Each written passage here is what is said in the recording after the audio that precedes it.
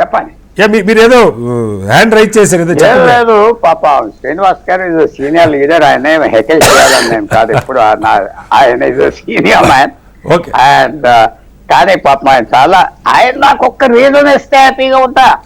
ఇప్పటి వరకు ఒక్క రీజన్ ఇస్తే I will accept it. Is senior man and with due respect నేను అడిగేది ఏంటంటే, చాలా నాకు రాజకీయంలో పాపం పుణ్యం ఏం లేదు ఒప్పుకుంటాను, కానీ ఇది ఎంత ఇండీసెంట్ గా మాలాంటి వాళ్ళకి ఆడుతుందంటే చెప్పలేకపోతున్నా. ఒక పెద్ద మనిషిని అవమానం చేసి ముఖ్యమంత్రి మా కేడర్ ఆనందపడుతున్నారంటే నీ కేడర్ ఎక్కడ మొదలయ్యా అంటున్నాను. తప్పకుండా శ్రీనివాస్ గారు లాంటి సీనియర్ బీజేపీ లీడర్లు ఆలోచించుకోవాలి. ఇది ఏ సిగ్నల్ ఇస్తుంది దేశం అంతా.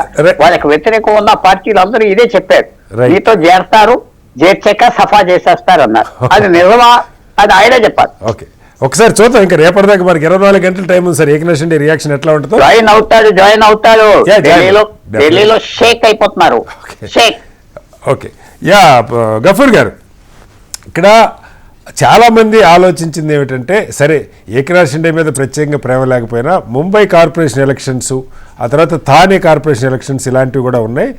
ప్లస్ ఓవరాల్గా నేషనల్ లెవెల్లో కాంగ్రెస్ బలపడకుండా లేదు ఇండియా కూటమి బలపడకుండా ఉండాలంటే ఒక పటిష్టమైన ఏర్పాటు. ఎందుకంటే మొన్న కూడా పార్లమెంట్లో తక్కువ స్థానాలు వచ్చినాయి కాబట్టి వీటన్నిటిని దృష్టిలో పెట్టుకొని షిండేనే కొనసాగిస్తారేమో అన్న ఒక చర్చ జరిగింది. సరే ఫడ్నవీస్ వెనకాల ఆర్ఎస్ఎస్ పూర్తిగా మద్దతు ఉండొచ్చు, కారణాలు ఏవైనా ఉండొచ్చు.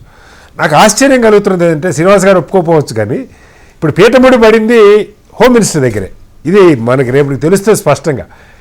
ఎందుకని ఆయన అడిగిన 1-2 పోర్ట్ఫోలియోలు కూడా ఇవ్వటానికి సుముఖంగా లేరు, లేదా ఆయన్ని సీఎం చేయటంలో ఉన్న ఇబ్బంది ఏమిటి? కటారి గారు ఏమిటి, సరే ఇది వాళ్ళ ఇంటర్నల్ అఫేర్ అనుకోండి, మనం బయట నుంచి మాట్లాడుతున్నాం. ఇప్పుడు ఏ పార్టీ అయినా కానీ ఇప్పుడు షిండే గారికి వచ్చిన సీట్లతో పోలిస్తే బీజేపీకి డబల్ కంటే ఎక్కువ వచ్చినాయి.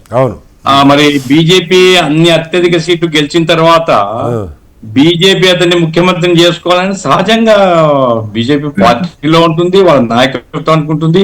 ఆ రకంగా రాష్ట్రం మా చెప్పు చేతుల్లో పెట్టుకోవాలనేటువంటి కోరిక సహజంగా ఉంటుంది. అంటే కాదు సార్, ప్రతిపక్షం నుంచి పవర్ లోకి వస్తే మీరు అన్నది కరెక్ట్, కానీ షిండే నాయకత్వంలోనే ఎన్నికలకు వెళ్ళారు. సమస్య అది.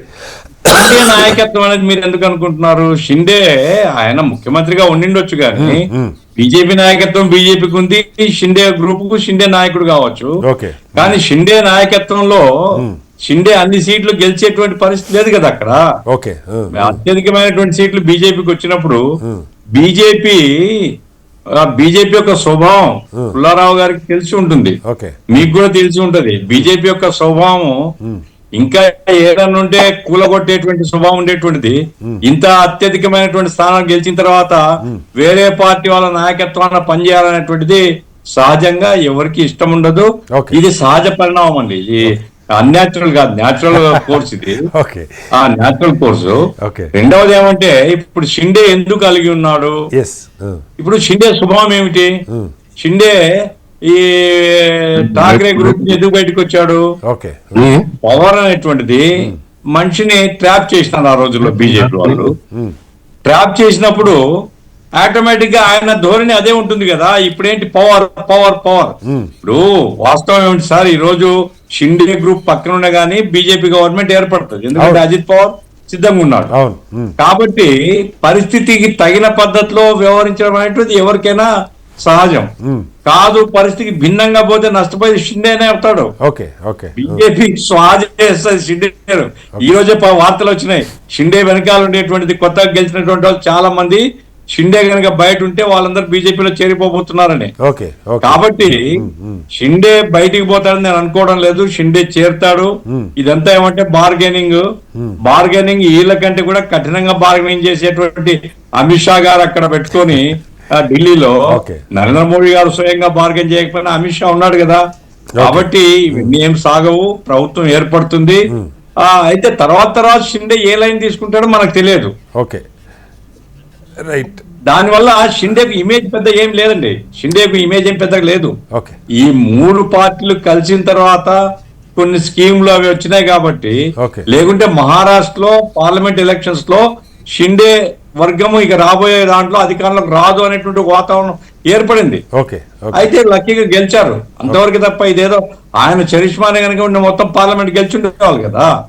కాబట్టి ఆయన కూడా సమయాన్ని అనుకూలంగా తను ఏదో బార్గెనింగ్ చేసుకుంటున్నారు హోమ్ మినిస్ట్రీ కావాలని.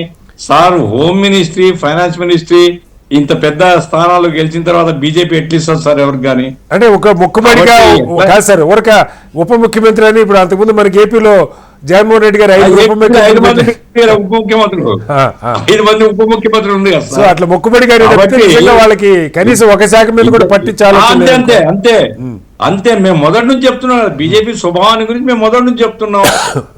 ఆహం జీర్ణస్మి అంతే, జీర్ణం అయిపోతారు. ఇది పరిస్థితి. సరే ఎట్లా సర్దుకుంటారు రేపు చూడాలా. ఏమైనా ప్రభుత్వం ఏర్పడుతుందనే నేను అనుకుంటున్నా. ఫడ్నవీస్ ముఖ్యమంత్రిని చేస్తారు.